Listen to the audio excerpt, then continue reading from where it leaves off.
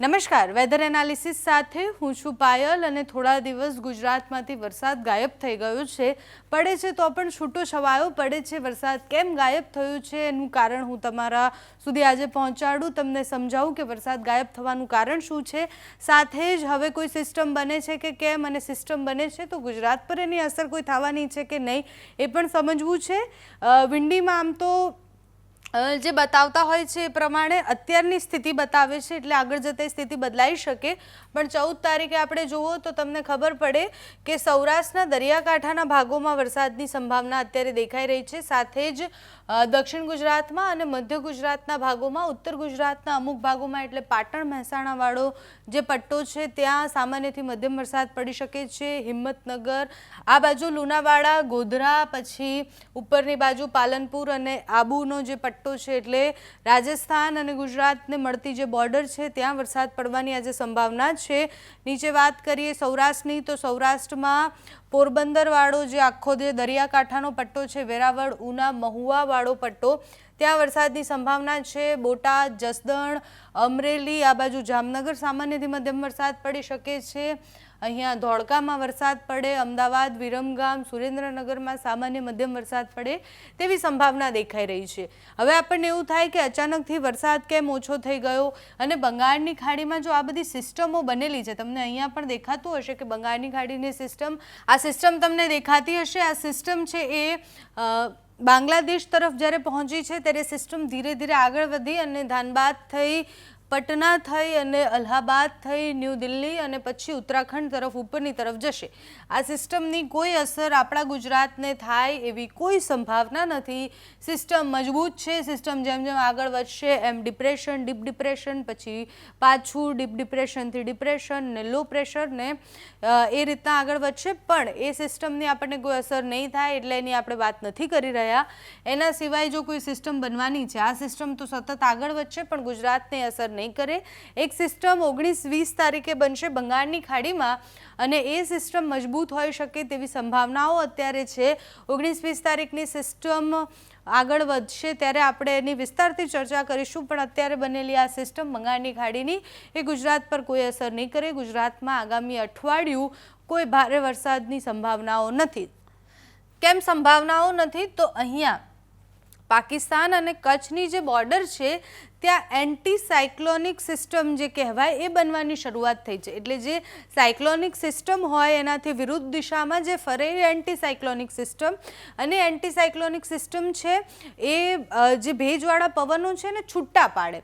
એટલે જે સિસ્ટમ કહેવાય કે લો પ્રેશર સિસ્ટમ જે બની અને ઉપરના તરફ લઈ જાય છે ભેજ બધો, એને ડાયવર્ટ કરે અને એને છૂટા પાડે. એ બધા જ પવનો જે હોય છે જે વિરુદ્ધ દિશામાં ફરતા હોય છે એના કારણે જે સિસ્ટમ બીજી નજીક પણ આવતી હોય એ દૂર ફંટાતી જાય. એટલે અત્યારે જો બંગાળની ખાડીની જે સિસ્ટમ છે ગુજરાત પર એટલે પણ અસર નથી કરવાની, કારણ કે એન્ટી સાયક્લોનિક સર્ક્યુલેશન સિસ્ટમ બની છે. અને એન્ટી સાયક્લોનિક સર્ક્યુલેશન સિસ્ટમ છે એનું કામ જ એ છે કે એ ધીરે ધીરે વરસાદને દૂર લઈ જાય, એટલે ભેજવાળા પવનો અને ભેજને દૂર લઈ જાય, એને ફંટાવી નાખે આખી જો કોઈ સિસ્ટમ આવતી હોય તો. અને ધીરે ધીરે હવે એવું કહેવાય કે ચોમાસું વિદાય લેવાનું છે એટલે પણ અલગ અલગ જગ્યાએ એન્ટી સાયક્લોનિક સિસ્ટમો બનતી રહેશે. એનું કામ જ એ છે કે જ્યારે ચોમાસું વિદાય લેવાનું હોય એ સમયે એ બને, અને એ જ્યારે એન્ટી સાયક્લોનિક સિસ્ટમ બને ત્યારે ધીરે ધીરે ચોમાસું આપણાથી દૂર જાય. એટલે ધીરે ધીરે પાછું જે રીતે આવ્યું છે એ રીતના જે દિશામાં પાછું જાય. એટલે ચોમાસું જો વિડ્રોલ થાય એટલે કે પાછું ચોમાસું પૂર્ણ થાય એની સિસ્ટમ શું છે? તો આપણે અહીંયાથી પ્રવેશે ચોમાસું, એવું કહેવાય કે દક્ષિણ ગુજરાતથી પ્રવેશે અને સૌથી છેલ્લે જ્યારે બનાસકાંઠા અને ઉત્તર ગુજરાતમાં પહોંચે એટલે એવું કહેવાય કે ચોમાસું આવી ગયું છે.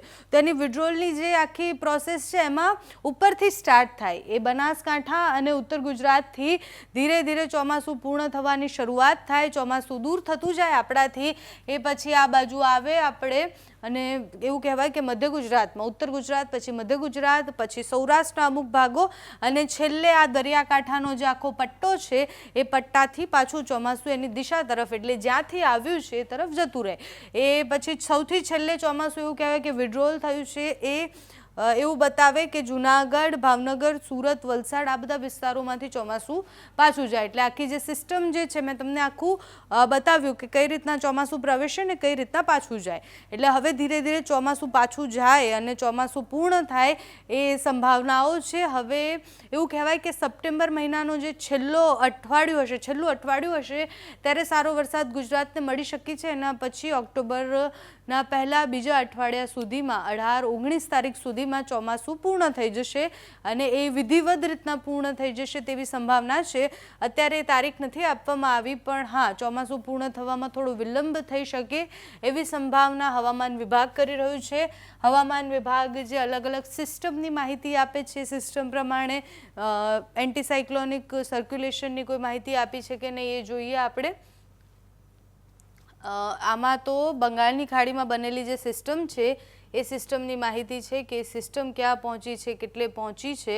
અને બંગાળની ખાડીની જે સિસ્ટમ છે એ ડીપ ડિપ્રેશન સુધી પહોંચી છે એવું હવામાન વિભાગની વેબસાઇટ બતાવે છે. એ ડીપ ડિપ્રેશન કઈ તરફ આગળ વધશે? હા, આ રહી આ સિસ્ટમ આપણે અહીંયા અત્યારે છે એ ધીરે ધીરે આગળ વધશે અને ગુજરાતની કોઈ નજીક આવતી દેખાઈ નથી રહી સિસ્ટમ. ન્યૂ દિલ્હી અને એકદમ મધ્યનો જે ભાગ છે એ મધ્યના ભાગ સુધી પહોંચી અને ઉપરની તરફ જશે સિસ્ટમ. એટલે બંગાળની ખાડીમાં બનેલી સિસ્ટમ આપણા ગુજરાતને અસર નથી કરવાની, પણ બંગાળની ખાડીમાં બીજી એક સિસ્ટમ 19 તારીખે જે બને છે એ ગુજરાતને અસર કરશે એ પાક્કું છે. કારણ કે સિસ્ટમની દિશા છે એ આપણી તરફ આવવાની છે. એટલે એ છેલ્લો એવો વરસાદ પાડીને જશે જે સારો વરસાદ હશે. અને એવું કહેવાય કે એ જે સિસ્ટમ બનવાની છે એ સિસ્ટમ એટલી મજબૂત તો હશે કે ગુજરાતમાં સારો વરસાદ પાડીને જાય. હવામાન નિષ્ણાંતોનું એવું પણ કહેવું છે કે નવરાત્રિમાં પણ વરસાદ પડે છે. જેમ અંબાલાલ કાકાએ કીધું કે આ વખતે ગાવાનું નથી, નાહવાનું જ છે. એટલે એ રીતના વરસાદ પડી શકે તેવી સંભાવના છે, કારણ કે ચોમાસું થોડું લાંબુ થવાની પણ સંભાવના છે. હવામાન વિભાગ જિલ્લા પ્રમાણે શું કહે છે તો 13 તારીખથી લઈ અને 17 તારીખની આગાહી છે. 13 તારીખથી લઈને 17 તારીખમાં બનાસકાંઠા, પાટણ, મહેસાણા, સાબરકાંઠા, ગાંધીનગર, આ બાજુ અરવલ્લી, ખેડા, અમદાવાદ, આણંદ, બરોડા, પંચમહાલ, દાહોદ આટલા વિસ્તારમાં ક્યાંય વરસાદની કોઈ જ સંભાવના નથી. છૂટો છવાયો સામાન્ય વરસાદ પડી શકે છે.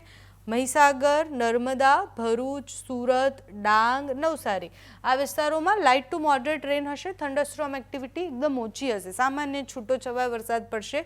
વલસાડ, તાપી, દાદરા નગર હવેલી, દમણ, સુરેન્દ્રનગર, રાજકોટ, જૂનાગઢ, પોરબંદર, ગાંધીનગર, અમરેલી, ભાવનગર, મોરબી, દેવભૂમિ દ્વારકા, ગીર સોમનાથ, બોટાદ, કચ્છ અને દીવ આ બધા જ આખું ગુજરાતના બધા જ જિલ્લાઓ જોઈ લો તમે તો ક્યાંય ભારે વરસાદની કોઈ જ આગાહી નથી.